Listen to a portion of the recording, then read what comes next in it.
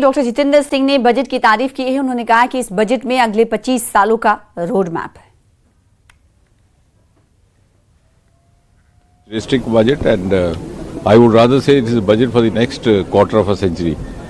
Though it is, as by custom, it's a annual budget, but it lays out the roadmap for the next 25 years, which also includes the 2047 year of Viksit Bharat, and it envisages the vision of Prime Minister Modi in more ways than one. A, that it is driven by reforms. जैसा कि प्रधानमंत्री जी ने कहा कि reform express पर हिंदुस्तान अपनी यात्रा शुरू कर चुका है. So this is a budget, the highlight of which is structural reforms, the highlight of which is the reforms driven by technology and also targeting future economic growth.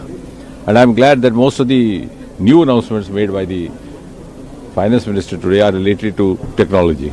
अब आप उसमें biopharma is the most important announcement. 10,000 crore biopharma Shakti mission या biopharma Shakti scheme, because are considered view across the world is that the next industrial revolution is going to be biotechnology driven, just as the last was IT driven.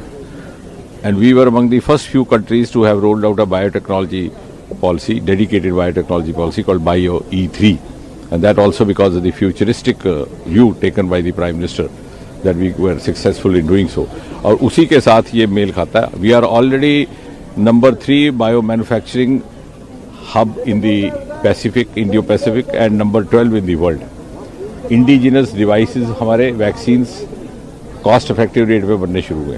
तो इससे इसको हमें बल मिलेगा. खासतौर से जैसे फाइनेंस मिनिस्टर ने भी कहा कि जो बढ़ती हुई नॉन कम्युनिकेबल डिजीज है, हमारे यहाँ लगभग 11 करोड़ डायबिटीज़ के मरीज़ हैं और हर साल लगभग 12 लाख कैंसर के नए मरीज़ पाए जाते हैं. तो ये सारा का सारा, इसमें आत्मनिर्भरता का भी एंगल है, इसमें एक्सेसिबल अफोर्डेबल हेल्थ का भी है. इसी प्रकार शांति एक्ट अभी हाल ही में बना, आपने सभी मित्रों ने इसको कवर किया. तो शांति एक्ट को बल देने के लिए ये जो क्रिटिकल मिनरल्स कॉरिडोर बन रहे हैं 4, और साथ ही साथ extension of duty exemption for importing components to be used in nuclear plants.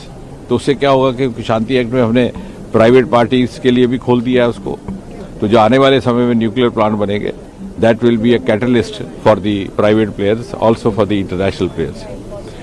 इसी तरह से जहाँ तक हमारा department of science and technology है, इसी सरकार ने नई जियो स्पेशल पॉलिसी लाई थी, और इस बात को मद्देनजर रखते हुए कि बड़ी तेज रफ्तार से अर्बनाइजेशन हो रहा है हिंदुस्तान का, and how to plan and design and with modern urbanization in mind, उसको लेकर के नेशनल जियो स्पेशल मिशन के तहत मॉडर्न डिजाइनिंग भी होगी, लैंड मैपिंग भी होगी. हमारा डीप ओशन मिशन है, जिसका प्रधानमंत्री जी ने 2 बार लाल किले से जिक्र किया था. उसको लेकर के आपने देखा फिशरीज की बात आई है. Beyond territorial zones duty exemption है, फिशिंग की परमिशन दे दी गई है, जो एक बहुत बड़ी राहत है आर्थिक दृष्टि से भी.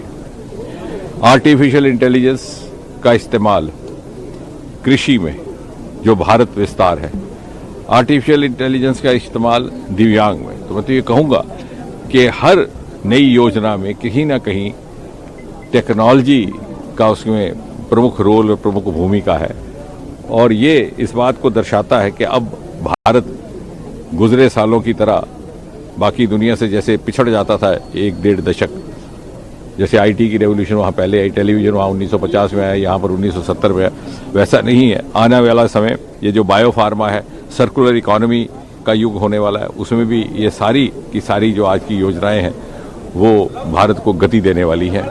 और जो हमारी जियो स्पेशल पॉलिसी के लिए जो बनाया गया एक मिशन, वो अलाई हो जाएगा हमारी गति शक्ति से, जो अपने में एक सक्सेस स्टोरी है. तो इन अभी सेमीकंडक्टर्स को लेकर ISM 2.0 यानी continuation of the earlier scheme.